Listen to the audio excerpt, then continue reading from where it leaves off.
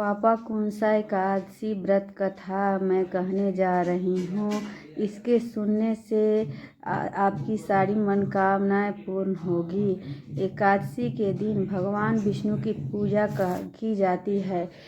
एक वर्ष में 24 एकादशी होती है। शुक्ल और कृष्ण पक्ष के दौरान एक महीने में 2 एकादशी होती है। इस दिन भगवान विष्णु की पूजा अर्चना करते हैं और दिन में उपवास रखते हैं। एक दिन भगवान विष्णु की पूजा करने पर भक्तों की समस्त मनोकामनाएं स्वतः ही पूर्ण हो जाती है। इसलिए इस दिन भगवान विष्णु का पूरे तन मन से ध्यान करें ताकि आपके जीवन का भाग्य उदय हो।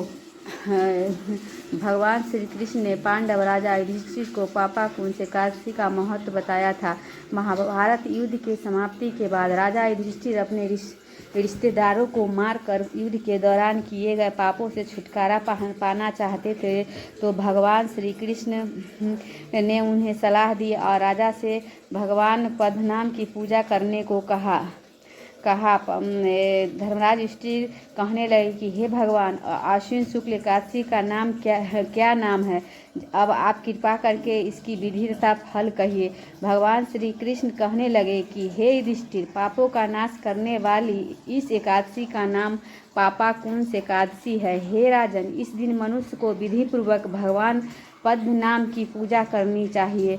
यह एकादशी मनुष्य को मनवांछित फल देकर स्वर्ग को प्राप्त कराने वाली है। मनुष्य को बहुत दिनों तक कठोर तपस्या से जो फल नहीं मिलता है, वह फल भगवान गरुड़ ध्वज को नमस्कार करने से प्राप्त हो जाता है। जो मनुष्य अज्ञानवश अनेक पाप करते हैं परंतु हरि को नमस्कार नहीं करते हैं, वे नरक में ही जाते हैं। विष्णु के नाम के कीर्तन मात्र से संसार के सब तीर्थों का पुण्य का फल मिल जाता है। जो मनुष्य सांग्र धनुषधारी भगवान विष्णु की शरण में जाते हैं, उन्हें कभी भी यम यातना भोगनी नहीं पड़ती। जो मनुष्य वैष्णव होकर शिव की और शैव होकर विष्णु की निंदा करते हैं, वे अवश्य नरकवासी होते हैं। सहस्त्रों वाजपेयी और अश्वमेध यज्ञ से जो फल प्राप्त नहीं होता है, वह एकादशी व्रत के 16वें भाग के बराबर भी नहीं होता।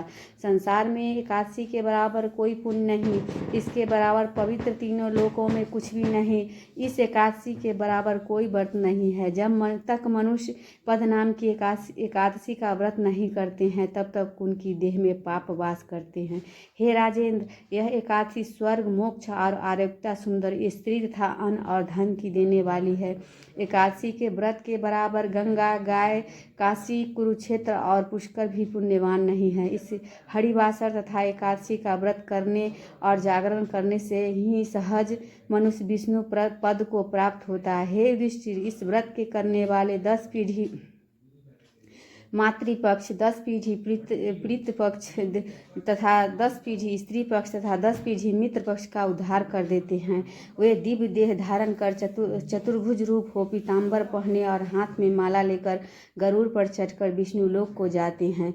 हे निरुत्तम, बाल्यावस्था, युवा अवस्था और वृद्धावस्था में इस व्रत को करने से पापी मनुष्य भी दुर्गति को प्राप्त न होकर सद्गति को प्राप्त होता है। आश्विन मास की शुक्ल पक्ष की इस पापा कुंसा एकादशी व्रत का जो मनुष्य करते हैं, वे अंत समय में हरिलोक को प्राप्त होते हैं तथा समस्त पापों से मुक्त हो जाते हैं। सोना, तिल, भूमि, गौ, अन्न, जल, छत्री तथा जूती दान करने से मनुष्य यमराज को नहीं देखता। जो मनुष्य किसी प्रकार के पुण्य कर्म के बिना जीवन के दिन व्यतीत करता है, वह लोहार की मिट्टी की तरह सांस लेता हुआ निर्जीव के समान ही है। निर्धन मनुष्य को भी अपनी शक्ति के अनुसार दान करना चाहिए तथा धनवानों को सरोवर, बाग, मकान आदि बनवाकर दान करना चाहिए।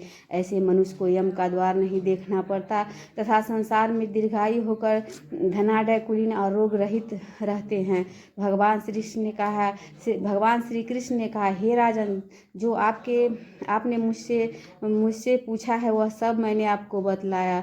अब आपकी और क्या सुनने की इच्छा है। बोलो विष्णु भगवान की जय, बोलो श्री हरि भगवान की जय। ओम जय जगदीश हरे, स्वामी जय जगदीश हरे। भक्त जनों के संकट क्षण में दूर करे। जो ध्यावे फल पावे, दुख बिन से मन का सुख संपत्ति घर आवे।